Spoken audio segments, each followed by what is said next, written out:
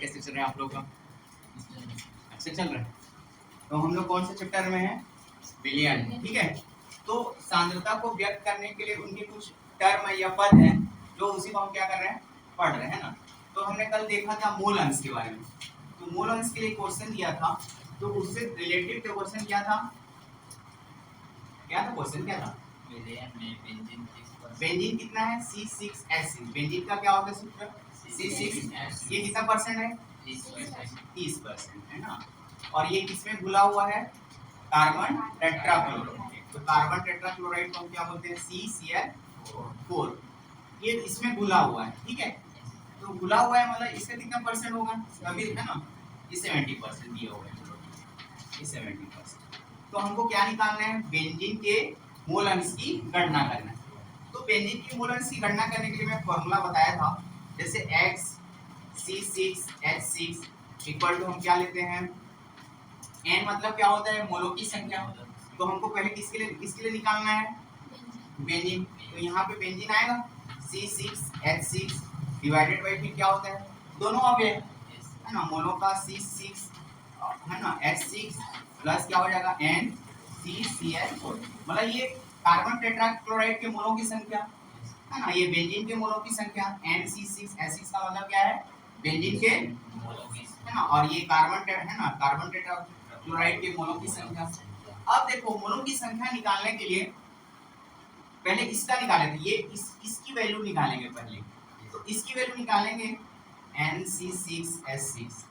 तो मोलों की संख्या निकालने के लिए कौन क्या लेते हैं?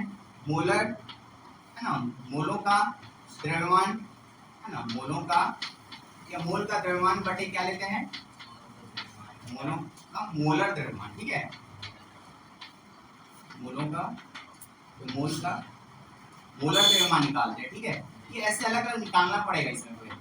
तो मोलों का द्रव्यमान बेंजीन का कितना दिया हुआ है? 30 है ना, ये 30 हो गया आपका। और मोलों का मोलर द्रव्यमान कैसे निकालते हैं? देखो, कार्बन का कितना होता है परमाणु द्रव्यमान? 12, और यहाँ पे 6 है तो कितना हो जाएगा? तो यहाँ पे 72 हो जाएगा, है ना। देखो, मोलों का जो द्रव्यमान होता है किसमें होता है? ग्राम में होता है ना। और ये जो मोलर द्रव्यमान होता है वो ग्राम प्रति मोल होता है, सही यूनिट, ठीक है। तो कार्बन का 72 हो गया, हाइड्रोजन का कितना होता है? 1, और 6 है तो ये कितना हो जाएगा? 6 ही होगा ना। ये क्या हो जाएगा? ग्राम प्रति मोल, MOL, ठीक है। अब इसको सॉल्व करेंगे तो ये 30 ग्राम, ये कितना हो जाएगा? 72 प्लस 6 78 होगा ग्राम प्रति मोल। देखो, ये ग्राम ग्राम कटेगा है ना, इसको हम इससे डिवाइड करेंगे तो कितना आएगा? हमारे पास कितना है? देखो, 30 डिवाइडेड 78 है ना, और ये मोल नीचे में है, ऊपर चला जाएगा। तो यहाँ पे जो भी यूनिट आएगा हमारा किस में आएगा? मोल में आएगा, ठीक है। 2.6। इसका आंसर कितना आ रहा है? 2.6। कंफर्म ना? 2.6 मोल। तो 2.6 आ रहा है नहीं आ रहा है, थोड़ा चेक कर लेते हैं। जैसे सिंपलेस्ट फॉर्म में काटना है तो काट लो, जैसे 2 3 जा 6, 2 9 जा 18, 2 15 जा, और किससे कटेगा? 3 से कटेगा, 3 5 जा 15, 3 1 जा 3 3 जा। तो 2 कैसे आ गया है? 2.6। कौन बोला 2.6 कैसे आएगा? देखो, ये तो हमारे पास कितना बच रहा है? 5 डिवाइडेड 13 है, तो 2.6 नहीं आएगा, ठीक है।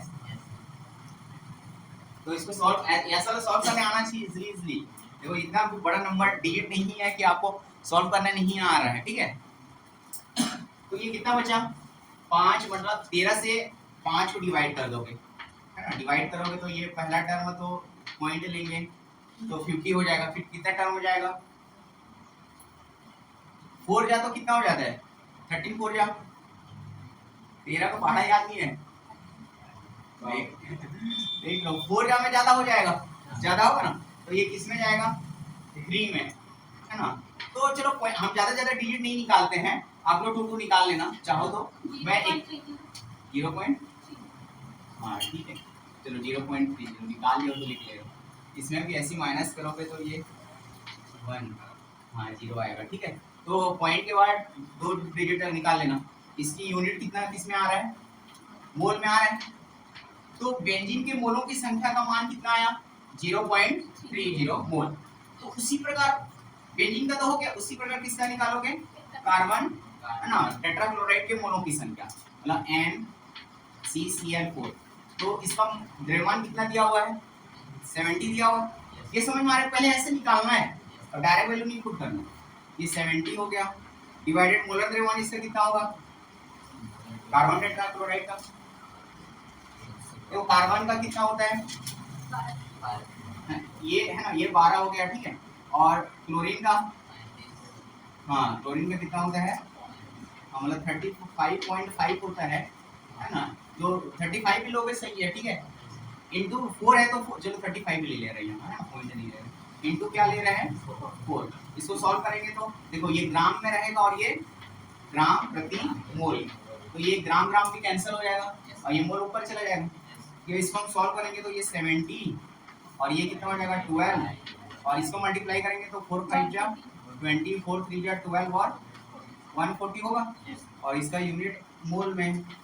या इसको हम और सॉल्व करेंगे तो 70 डिवाइडेड कितना हो जाएगा ये कितना आएगा 152 आएगा। या इसको हम सॉल्व करेंगे कितना आएगा 2 से काटेंगे तो 2 7 जा 2 6 जा है ना 235 है। 3 से काटेंगे 3 से तो नहीं कटेगा, ऐसा नहीं कट रहा है तो ज्यादा नहीं सोच रहे हैं, डिवाइड कर लेना है ठीक है। तो डिवाइड करेंगे तो हम इसको चेक कर लेते हैं ना, डिवाइड किसको करना है हाँ तो ऊपर वाला 0.38 0.38 पॉइंट लगा है मतलब 0 पर 0.38 और ठीक है 0.38 ये हो गया। उसके बाद मैं तो एक ही डिजिट का निकाल के देख रहा था ठीक है। अब इसको सॉल्व करोगे कितना आएगा 35 में है 76 को डिवाइड करोगे तो कितना आएगा, इसको सॉल्व करो प्लीज जल्दी, चलो तो जल्दी करो कितना आएगा बताओ।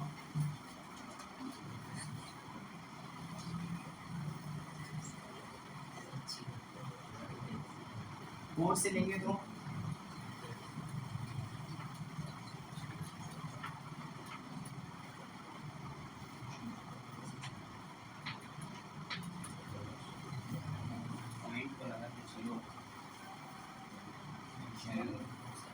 सिक्स आएगा ठीक है 0.46 आएगा इसका आंसर ठीक है। ये समझ में आ रहा है, तो इसका वैल्यू कितना आ गया कैसे निकालना है ना विदाली समझ में आ रहा है। तो 0.46 अब देखो सबकी वैल्यू निकल गया। ये हमारा मेन स्ट्रक्चर था किसके लिए बेंजीन के मोलों या मोल अंश की गणना करने के लिए। इसमें सबका मान को रखो, इसका मान निकल गया, इसका मान भी निकल गया और इसका मान, सभी का मान को हम इसमें रख देंगे ठीक है। आप लोग जाओगे टाइम हो गया ठीक है जाइए फिर है ना, इधर अब बता दे रहा हूँ ठीक है। तो सब फॉर्मूला में वैल्यू रखेंगे क्या हो जाएगा देखो x C6H6 equal to value put कर दे रहा हूँ ना डायरेक्ट। इसकी वैल्यू कितनी है निकाले हम लोग, ये है कहाँ गया 0.38 डिवाइडेड इसका एक तो वैल्यू तो फिर से वही है सेम है 0.38 और एक आया 0.46 ठीक है। अब देखो ये सब मोल मोल में तो कैंसिल हो जाएगा क्योंकि मोल अंश की कोई यूनिट नहीं होती है, तो ये मोल मोल क्या हो जाएगा कैंसिल हो जाएगा ठीक है। अब इसको सॉल्व करेंगे तो x C6H6 इक्वल टू क्या हो जाएगा 0.38, इसको ऐड करेंगे तो कितना हो जाएगा 8 6 14 और ये 7 और ये एक 8 ये 0 है ना, बोला आपका वैल्यू कितना आ गया 38 डिवाइडेड 84। इसको फिर सॉल्व करेंगे कितना आ जाएगा 2 से काट लो 2 1 जा 2 9 जा 2 4 जा 2 2 जा और ये फिर से आ गया 19 डिवाइडेड 42। फिर इसको है ना 42 से 19 को डिवाइड कर दोगे तो 19 को डिवाइड करोगे तो 9 है ना 19 डिवाइडेड 42 को पहले तो 0 टर्म हो जाएगा फिर पॉइंट लगेगा फिर 4 से जाएगा है ना 4 2 जा 8 और 4 4 जा 16 है ना, ये 7 में 1 ये कैंसिल पॉइंट लगाया तो 0 फिर किससे जाएगा 3 से नहीं जाएगा, फिर ज़्यादा हो जाएगा 3 से 2 से जाएगा तो इसका आंसर कितना आएगा 0.42। ये आपका देखो कोई यूनिट नहीं होता है ना इसका, तो मोल अंश की संख्या है ना, तो बेंजीन के मोल अंश बराबर कितना आ जाएगा 0.42। हाँ, इस टाइप का क्वेश्चन आपको बनाना है। आया समझ में? अब नेक्स्ट टॉपिक आज के लिए पढ़ते हैं, है ना। हम लोग मोलरता पढ़ लिए थे कि नहीं पढ़े? आज हम पढ़ेंगे मोलरता। आर के जगह एल मतलब, ठीक है, आर की जगह क्या यूज होगा एल। मोलरता मोलरता थोड़ा सेम टाइप का है, अचानक से सुनोगे नहीं, पता रहेगा तो वही है बोलोगे, है ना।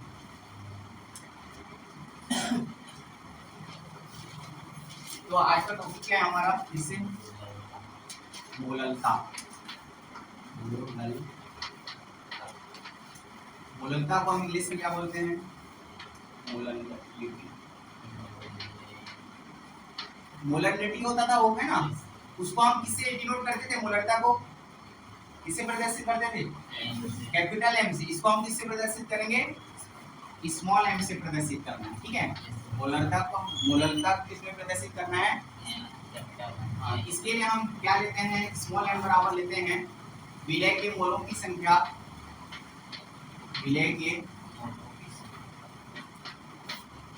मोलों की। देखो कहीं भी मोलों की संख्या आएगा तो कैसे निकालोगे? मोलों, मोल का द्रव्यमान बटे मोलों का मोलर द्रव्यमान, ये हमेशा याद रखना। तो विलय के मोलों की संख्या बटे क्या हो जाएगा? विलायक का द्रव्यमान, विलायक का द्रव्यमान इसमें लोगे किलोग्राम में लेना, केजी में, है ना। केजी मतलब किलोग्राम।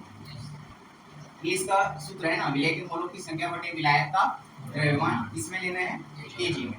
तो इसका जब परिभाषा या हम लिखेंगे तो इसका परिभाषा क्या हो जाएगा, है ना। किसी विलायक के, किसी विलायक के 1 किलोग्राम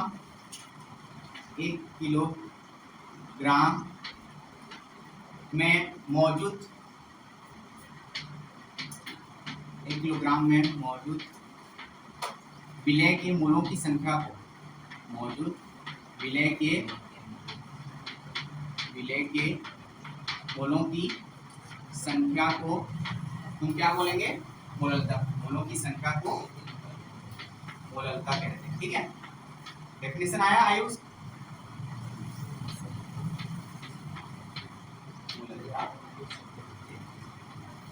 किसी विलायक के देखो 1 केजी मतलब इसी से बन रहा है ना परिभाषा, विलायक का द्रव्यमान केजी में लेना है तो पर केजी है इसका मतलब। तो किसी विलायक के 1 किलोग्राम में मौजूद विलय के मोलों की संख्या को हम क्या बोलेंगे? मोलरता कहेंगे, ठीक है। अब मोलरता से एक क्वेश्चन रिलेटेड बनाते हैं, सॉल्व करते हैं। ये हो गया।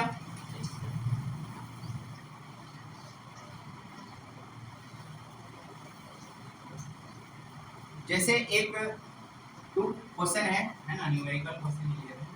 2.5 ग्राम आपका एथेनोइक एसिड है, मतलब आपका CH3COOH है, ठीक है।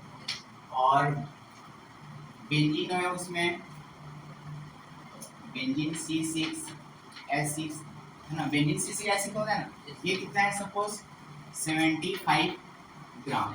तो विलयन में मोलरता की गणना कीजिए। तो हमको विलयन में क्या करना है? मोलरता की गणना करना है ना। मतलब आपका 2.5 ग्राम क्या दिया है? CH3COOH, और बेंजीन कितना दिया है? 75 ग्राम। तो विलयन में आपको क्या करना है? मोलरता की गणना करना है। तो मोलरता हमने पढ़ा है अभी, स्मॉल m बराबर क्या पढ़ा है? मोलों की संख्या, मोलों की संख्या पढ़ा है ना, बटे विलायक का द्रव्यमान। तो इसमें विलय कौन सा है? इन दोनों में विलय कौन सा है? तभी तो विलय के मोलों की संख्या लोगे। तो इन दोनों में विलय कौन है? हाँ? देखो जिसका मान कम है वो विलय है ना, इतना सोचना क्यों पड़ रहा है? देखो ये 22.5 ग्राम और 75 ग्राम में बड़ा कौन सा नंबर है? तो वो आपका विलायक होगा ना, इसमें क्यों सोच रहे हैं? तो m बराबर विलय के मोलों की संख्या, तो ये डायरेक्टली हमारे पास कितना आ जाएगा? 2.5 ग्राम होगा, क्योंकि मोलों की संख्या को ग्राम में लिखा जाता है। अभी है ना, अभी लिख रहा हूँ पहले। फिर क्या होता है फॉर्मूला, विलायक का द्रव्यमान केजी में। तो विलायक का जो द्रव्यमान हमको दिया गया है वो किस में दिया हुआ है, तो उसको हमको केजी में कन्वर्ट करने के लिए क्या करना पड़ेगा, 1000 से डिवाइड करना पड़ेगा, तभी तो ये जो हमारा यूनिट है किस में आएगा, केजी में। ये समझ में आया, क्योंकि ये ग्राम में दिया हुआ है, इसको हमको किस में कन्वर्ट लाना है, इकाई किलोग्राम, इसलिए हम क्या कर रहे हैं 1000 से डिवाइड कर रहे हैं, ठीक है। क्योंकि 1 किलोग्राम बराबर कितने ग्राम होता है, सॉरी 1 किलोग्राम बराबर कितने ग्राम है, इसीलिए, ठीक है। अब देखो ये क्या है हमारा मोलों की संख्या, मोलों की संख्या मतलब किसकी बात हो रही है, CH3COOH, तो उसकी पहले मोलों की संख्या निकालना, ठीक है। तो इसको हम NCH3COOH अलग से निकालना चाहो तो अलग से निकाल लो, या डायरेक्ट निकालना चाहो तो डायरेक्ट भी निकाल सकते हो। तो अलग से निकाल रहे हैं तो ये कितना हो जाएगा 2.5 ग्राम होगा, ये डिवाइडेड कितना होगा, इसका मोलर द्रव्यमान कितना होगा, देखो कार्बन का कितना होता है, हाँ लिखते जाओ बस, कुछ नहीं करना है। फिर हाइड्रोजन का ये 3 होगा, फिर का है ना, फिर कितना हो जाएगा, और ये ऑक्सीजन का 16 होता है ना, 16 32 हो जाएगा। ये समझ में आ रहा है नहीं आ रही जो नंबर लिख रहे हैं, और हाइड्रोजन का फिर से 1, और इसकी यूनिट किसमें होती है, मोलर द्रव्यमान की यूनिट अभी बताया था, ग्राम प्रति मोल।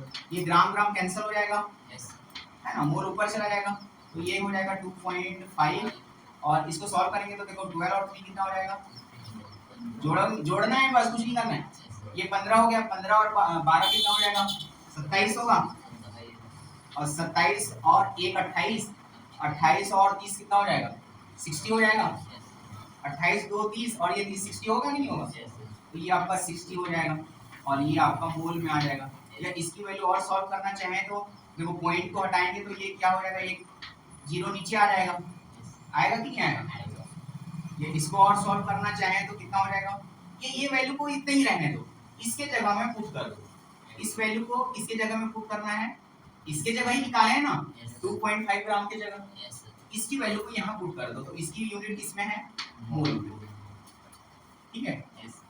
तो इसके बाद m मतलब क्या निकालना है हमको, मोलरता, तो इसके जगह क्या वैल्यू आ गया 25 डिवाइडेड 600। देखो ये डिवाइड के नीचे डिवाइड है तो उसको मल्टीप्लाई में चेंज करेंगे तो नीचे वाला ऊपर चला जाता है, तो डायरेक्ट लिख दूं, तो इनटू ये कितना हो जाएगा 1000 डिवाइडेड 75, और इसका यूनिट क्या बनेगा, मोल प्रति केजी बनेगा ना, तो इसका यूनिट क्या बनेगा, मोल प्रति। इसको सॉल्व करोगे तो ये जीरो कटा, ये जीरो, ये जीरो, ये जीरो कटा, और क्या कटेगा देखो 2 के टेबल से 2 3 जा 2 5 जा, ये भी कट गया, और ये भी कटेगा देखो 25 3 जा में होता है ना, तो 25 1 जा 25 3 जा, और कुछ कटेगा, तो क्या बचा हमारे पास, ऊपर में 1 into 5 मतलब 5, नीचे में 3 into 3 मतलब 9, या इसका है ना मोल प्रति केजी। इसको और सॉल्व करेंगे तो डिवाइड कर लेना, मतलब 5 को 9 से डिवाइड कर लेना, तो 0 पहले किस में जाएगा, 5 टर्म में जाएगा, तो ये 5 5 भी आएगा, देखो फिर से आ रहा है, तो इसकी वैल्यू हम लिख सकते हैं 0. देखो 5 5 आ रहे तो एक भी बढ़ा देते हैं, या 5 भी लिखोगे तो सही है। देखो ये आपका कभी खत्म नहीं होगा, 5 5 ही आएगा, तो 5 6 कर देते हैं ना, एक डिजिट को बढ़ा देते हैं, तो इसका जो आंसर आ जाएगा मोल प्रति केजी में आपका आंसर आ जाएगा, ठीक है। तो मोलरता निकालना इजी है, और अभी मोलंस निकालना आ जाएगा। बस ये याद रखना है कि मोलों की संख्या बोलेगा, तो हमेशा कैसे निकालना है, मोल की संख्या डिवाइडेड उसका द्रव्य, मोलर द्रव्य, उससे निकालना है, बाकी जो है वैल्यू पुट करना है, ठीक है। अब हम नया टॉपिक पढ़ेंगे नॉर्मलता।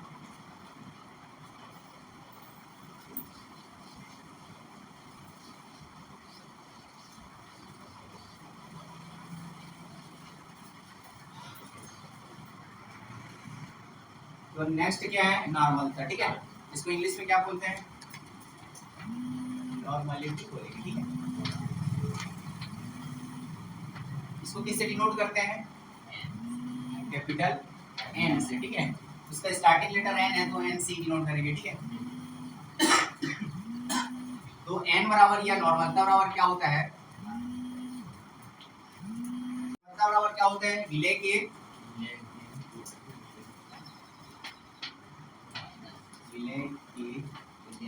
ग्राम तुल्यांकी भार, ठीक है। यहाँ पे एक नया वर्ड आ गया, विलय के ग्राम तुल्यांकी भार बटे विलयन का आयतन लेना है, ठीक है। विलयन का आयतन किसमें लेना है, लीटर में। विलयन का आयतन इसमें क्या है, किसमें लोगे, लीटर में लेना है, ठीक है। तो इसका डेफिनेशन लिखेंगे तो किसी विलयन के 1 लीटर में उपस्थित, इसका डेफिनेशन क्या हो जाएगा, नॉर्मलता का डेफिनेशन, किसी विलयन के 1 लीटर में मौजूद या उपस्थित, जो लिखना चाहो लिख सकते हो, है ना।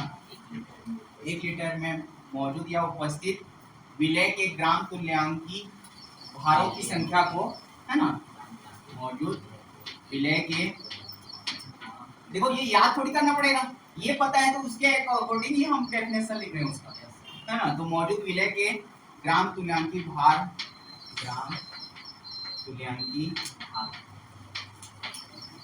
भार को ही हम क्या बोलेंगे, नॉर्मलता कहेंगे, ठीक है।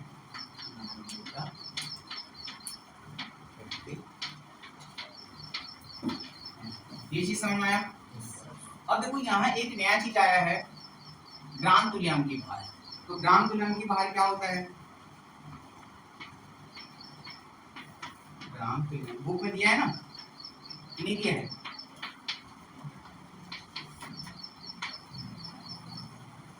भार बटे मतलब तुल्यांकी भार बटे क्या दिया है,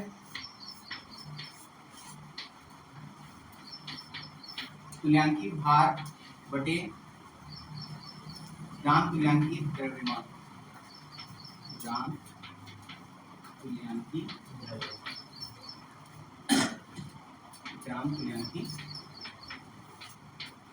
द्रव्यमान, ठीक है। उसका तुल्यांकी भार बटे ग्राम तुल्यांकी द्रव्यमान, उसका क्या होता है, ग्राम तुल्यांकी भार होता है, ठीक है।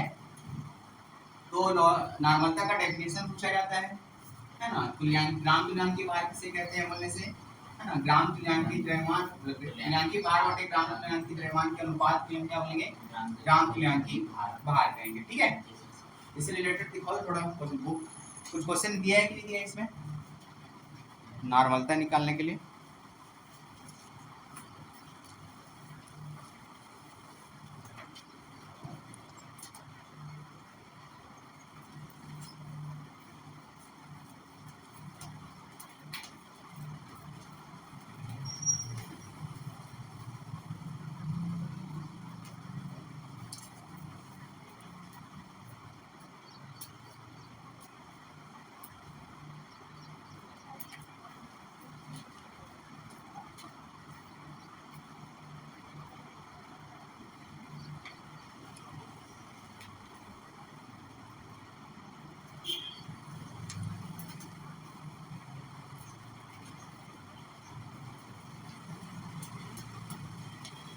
दिया हुआ है क्वेश्चन, ठीक है,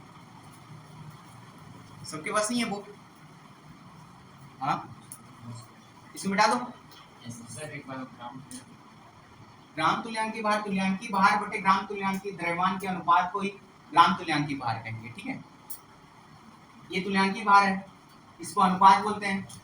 तो तुल्यांकी भार और ग्राम तुल्यांकी द्रव्यमान के अनुपात को हम क्या बोलेंगे, ग्राम तुल्यांकी भार, ठीक है। ये ऐसा डेफिनेशन बनाया जाता है, ठीक है। आया, ऊपर में क्या है, तुल्यांकी भार, और एक अवे क्या ले रहे हैं, ग्राम तुल्यांकी द्रव्यमान, कि दोनों के अनुपात को हम क्या बोलेंगे, ग्राम तुल्यांकी भार।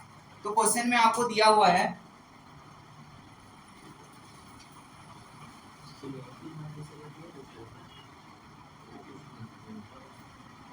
क्या हो रहा है, कौन सा, ये तुल्यांकी भार, तुल्यांकी क्या वर्ड है, मतलब उस संख्या का जो नंबर है उसको तुल्यांकी ही बोला जाएगा, ठीक है। जैसे हमारे पास कोई तत्व है, जैसे इसमें दिया हुआ है सोडियम हाइड्रोक्साइड, सोडियम हाइड्रोक्साइड दिया हुआ है, तो इसमें जो तत्वों की जो संख्या है उसी को ही बोला जाता है, ठीक है। तो एक क्वेश्चन दिया हुआ है, सोडियम हाइड्रोक्साइड का तुल्यांकी भार 40 के भार 2 ग्राम 250 मिली विलियन में घुले हैं, तो विलियन की हमको क्या करना है, नॉर्मलता ज्ञात करना है, ठीक है। सोडियम हाइड्रोक्साइड का कितना दिया हुआ है तुल्यांकी भार, क्वेश्चन बताओ। सोडियम हाइड्रोक्साइड है, ठीक है, इसका तुल्यांकी भार कितना दिया हुआ है, इसमें नहीं दिया है,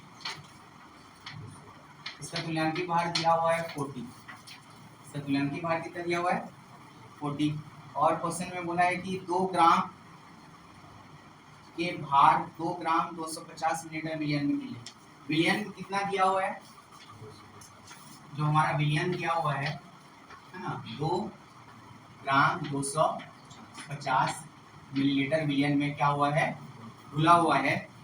तो हमको क्या निकालना है, विलियन की नॉर्मलता हमको क्या करना है, याद करना, ठीक है।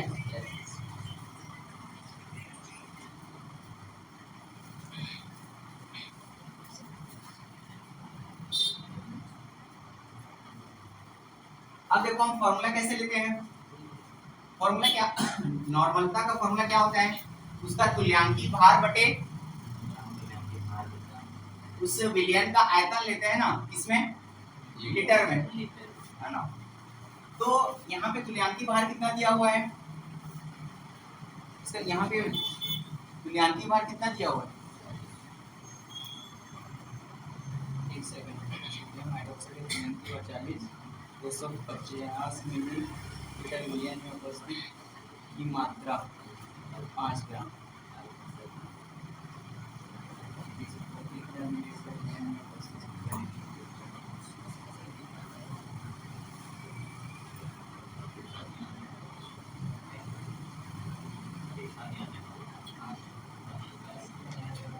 पहले तो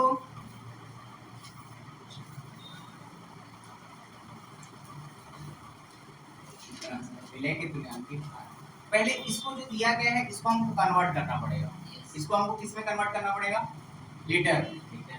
तो इसको लीटर में कन्वर्ट करने के लिए क्या करेंगे, 2 इंटू, है ना, हमको पता है कि किससे डिवाइड करना पड़ेगा इसको, ये मिलीलीटर में, हमको इसको किसमें लाना है, लीटर में, तो है ना, कितना होता है 1 लीटर वाला कितना मिलीलीटर होता है, तो यहाँ पे हम 1000 से डिवाइड करेंगे तो ये और ये कैंसिल होगा, और किस 5 से कटेगा, और ये हो जाएगा 2 और ये 0, फिर कटेगा 2 1 जा और 2 10 जा, और ये 5 1 जा और 5 2 जा, ठीक है।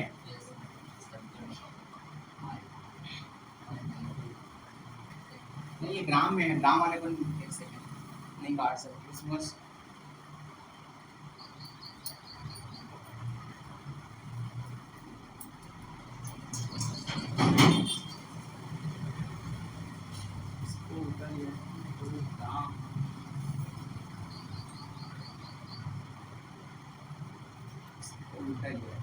थाउजेंड को ऊपर लिया,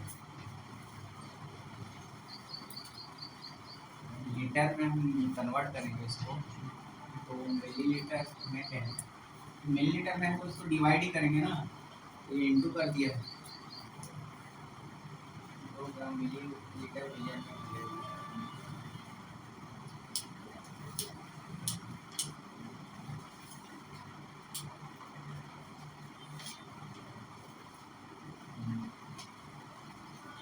तो ये देखो, ये जो ग्राम में जो दिया हुआ है, ठीक है, ये जो ग्राम में और मिलीलीटर में दिया हुआ है, तो इस पूरे विलियन को हम क्या मान लेते हैं, मान लेते हैं कि ये जो विलियन है पूरा 1000 विलियन में क्या है, घुला हुआ है, ठीक है। तो उसकी नॉर्मलता मान के निकालना पड़ेगा, ठीक है।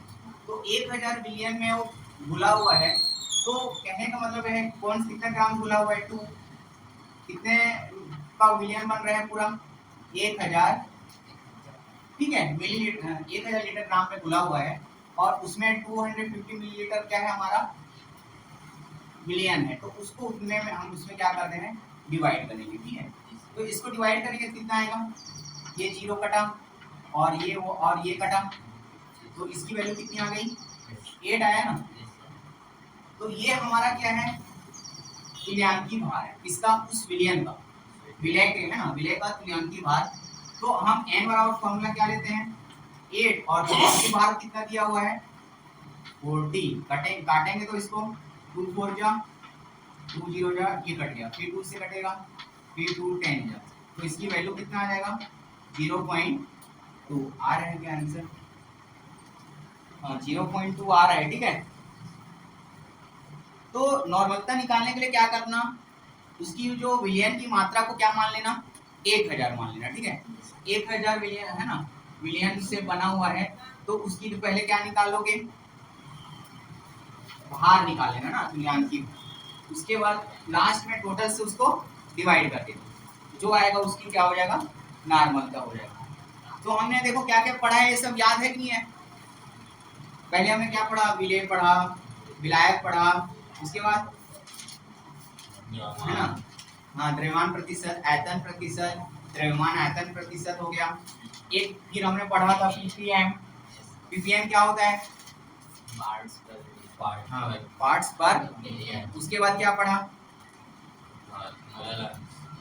उसके बाद मोलरता पढ़ा था, उसके बाद मोल अंश पढ़ा है, उसके बाद आज हमने क्या पढ़ा मोलरता पढ़ा, फिर हमने नॉर्मलता।